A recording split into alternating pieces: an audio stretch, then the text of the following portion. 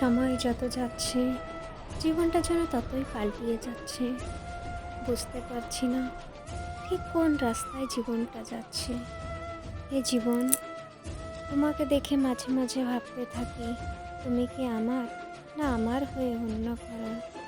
ভগবান বলেছিলেন যে তোমার না, সে কখনোই তোমার না। যদি তোমার হতো, তোমার কাছেই ফিরে আসতো।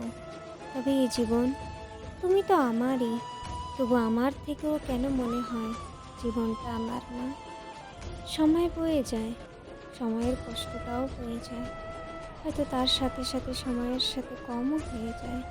কিন্তু এই সময়ের অভিজ্ঞতা যে বড় যন্ত্রণার হয়। আর এই যন্ত্রণা মুছবো কীভাবে? এই কিভাবে মোছা জীবনটা কেন বড় কষ্টদায়ক হয়ে যাচ্ছে।